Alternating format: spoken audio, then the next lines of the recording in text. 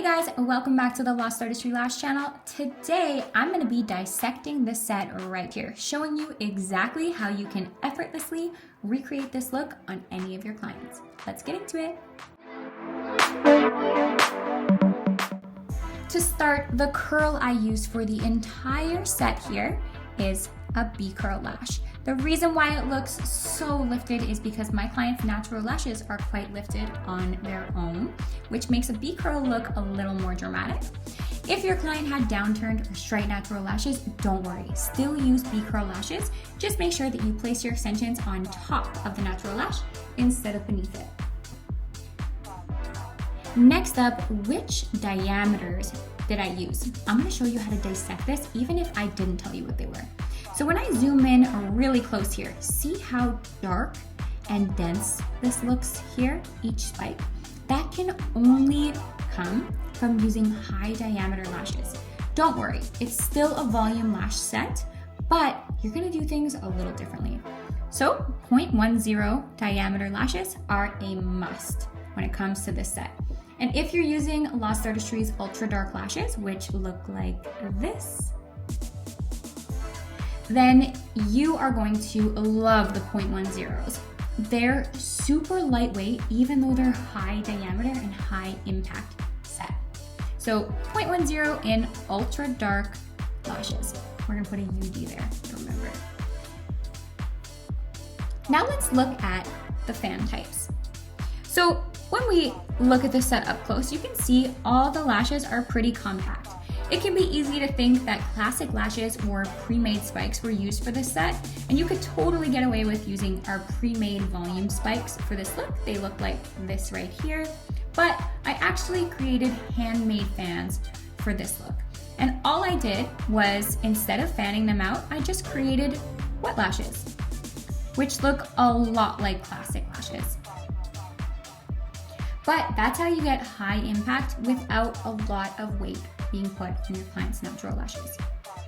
Okay, let's get into the mapping. Starting out here. For this set, you can see that we only have 1, 2, 3, 4, 5, 6, 7, 8, 9 main spikes. So only 9 spikes in this whole set. And the spikes are really what's bringing the design of the set to life. The rest of the lashes, they're literally just meant for added coverage and darkness across the base. So lengthwise for these spikes, I used a 15 millimeter out here. And the reason why this looks so much longer is I placed my 15 millimeter on the top layer, and I also positioned my lash to stand up higher than the rest. So this is a little tricky, but I swear to you, if you can get it, it's gonna change the aesthetic of your set so much. So let's say this here is my client's natural lash. Instead of placing it like I normally would, my extension, like this, I did this instead.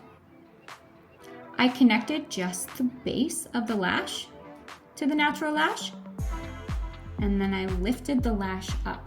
So if I were to place it to go with the curvature of the natural lash, would have looked a lot shorter and a lot less lifted.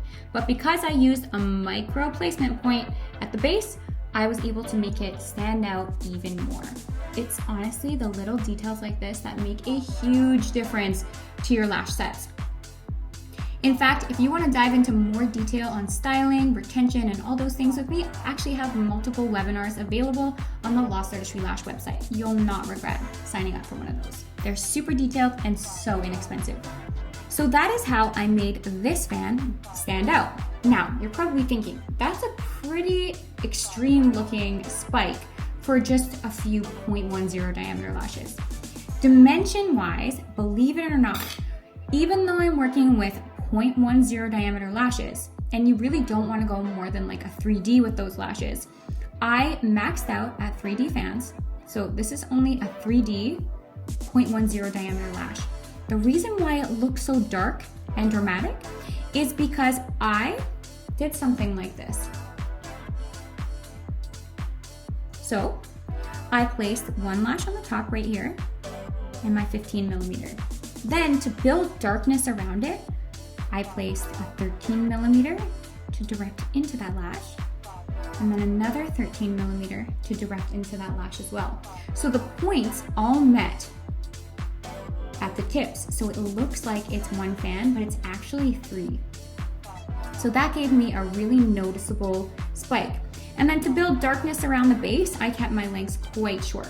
I went all the way down to 10 millimeters to fill in the base.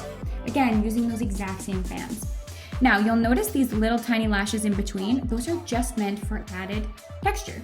So I used a 13 millimeter for a few additional wet lash spikes in that area, just to add a little more in between. For the next spike, I did the exact same thing, but instead of placing it with a micro placement like this, I placed it more of a standard placement, just like normal.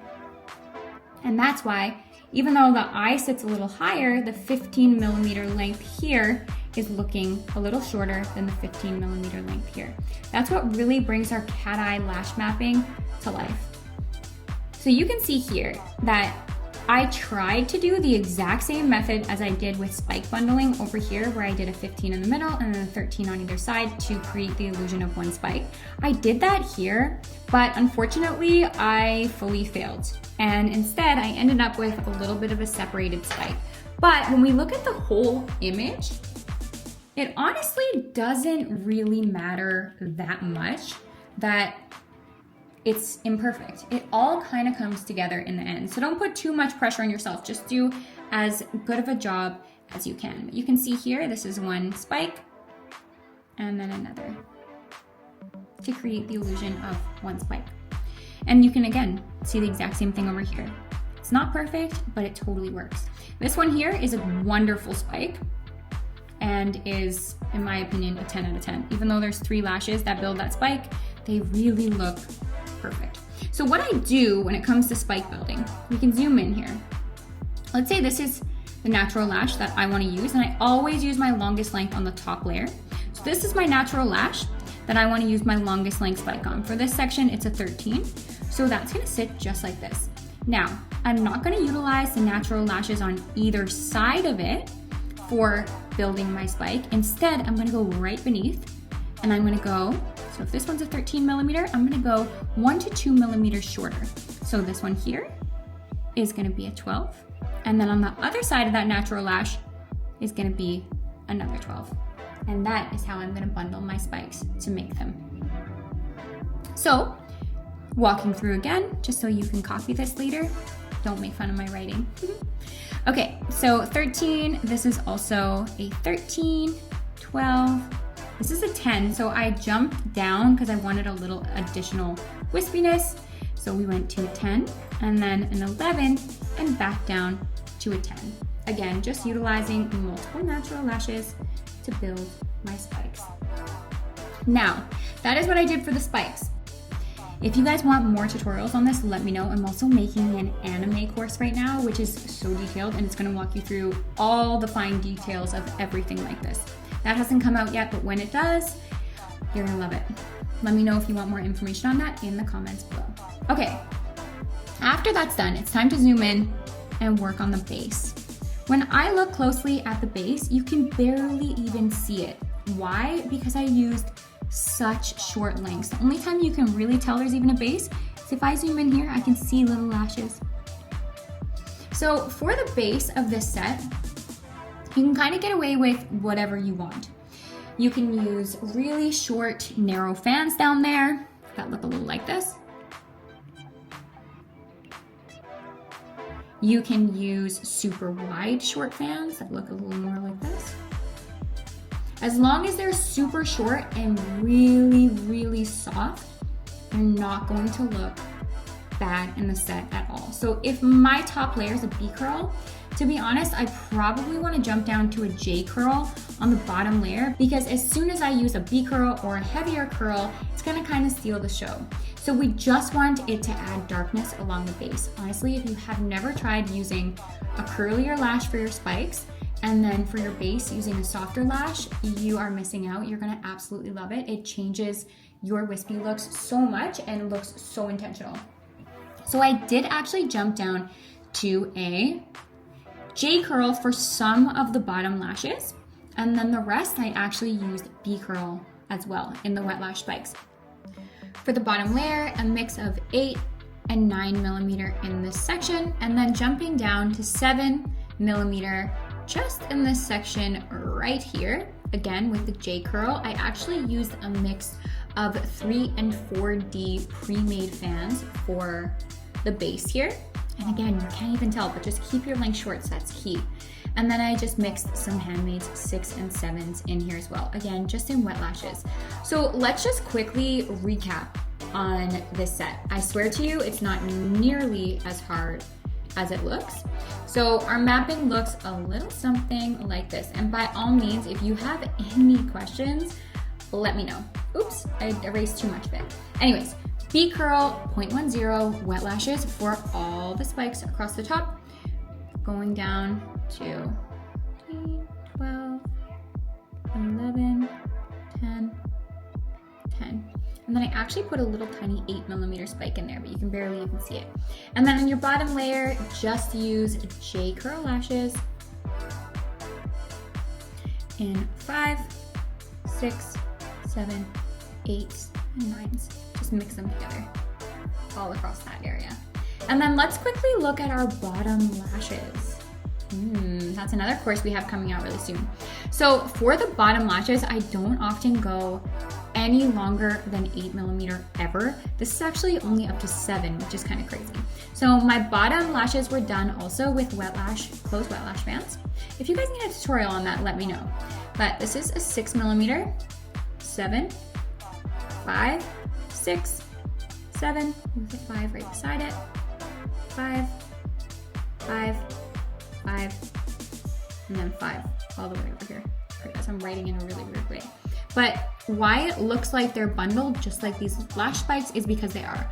So for my bottom lashes, I just utilized 2 lashes side by side, and it would have a 7 and then a 6 and then a 6 and then a 5 would be right beside it.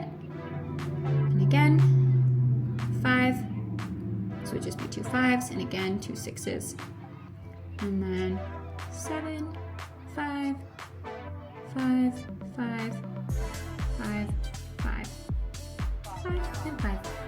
Easy as that. If you guys have any questions, don't hesitate to let me know.